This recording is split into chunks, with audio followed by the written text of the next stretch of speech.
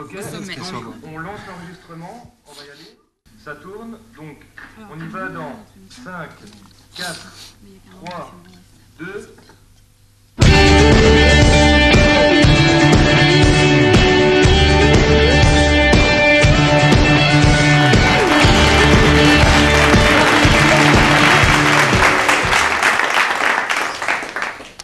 Frères et sœurs, amis téléspectateurs, chers publics, bonjour. Bienvenue dans l'émission La Parole chrétienne.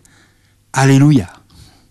Nous accueillons aujourd'hui de ferventes croyantes en notre Seigneur, venues récolter les dons de nos téléspectateurs, qui saura vous convaincre de sa foi et de sa fidélité, qui engrangera le maximum d'argent pour sa paroisse. C'est à vous, chers téléspectateurs, d'en décider en appelant le 08 332 332. J'accueille notre première candidate. Elle défend la paroisse de Saint-Étienne-les-Bains. Voici Sœur Marie-Agnès.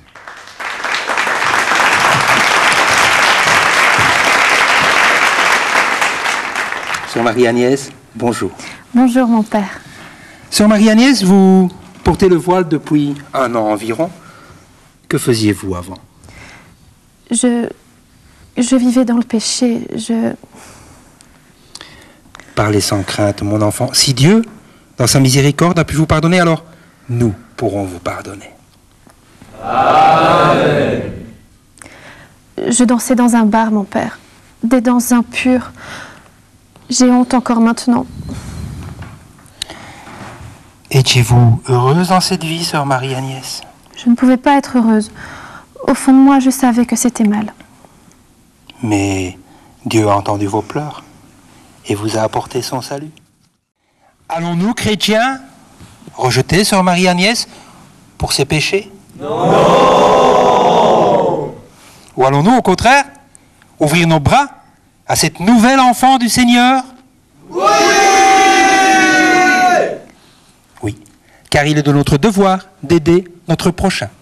Si vous souhaitez soutenir la paroisse de Saint-Étienne-les-Bains, je vous engage à composer le 08 332 332. Dieu est parti dans le désert, retrouver sa brebis égarée. Aujourd'hui, la brebis égarée, c'est Sœur Marie-Agnès. Voici sa vie en images. Sœur Marie-Agnès est entrée au couvent il y a 2 mois. Cette jeune fille sereine a cependant connu un parcours semé d'embûches. Gogo danseuse, elle menait une vie de péché dans la chair et l'alcool. Son errance la conduisit jusqu'au couvent des Bénédictines, à bout de force, épuisée. Heureusement, Dieu entendit ses pleurs, et les sœurs, dans leur grande générosité, ouvrirent leurs portes à cet enfant égaré. Elles lui offrirent un toit et un repas, mais aussi l'amour et le réconfort. Touchée par leur dévouement, Mina y trouva un refuge, et même une famille. Elle commença à prier, s'enfermant des heures dans sa cellule, cherchant éperdument le pardon, jusqu'au jour où la grâce divine descendit sur elle et lui montra le chemin. Tout à coup, une lumière remplit ma chambre. C'était lui. Je ne le voyais pas, mais je savais. Suite à ce miracle, Mina a décidé de prendre le voile. Aimée de toute la communauté qui apprécie son dévouement sans bornes et sa joie de vivre, Mina, désormais nommée Sœur Marie-Agnès, s'investit beaucoup.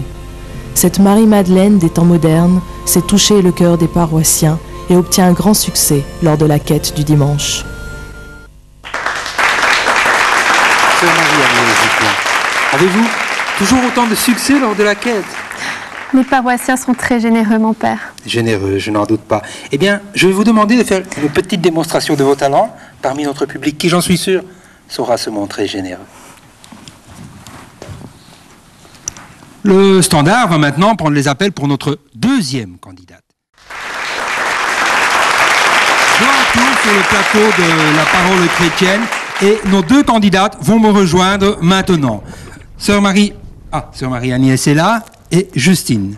Voilà, les appels sont terminés et nous allons connaître le nom de la gagnante.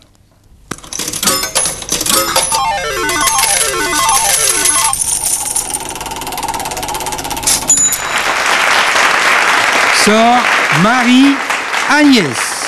Ce n'est une surprise pour personne. Sœur Marie-Agnès qui... Où est-elle?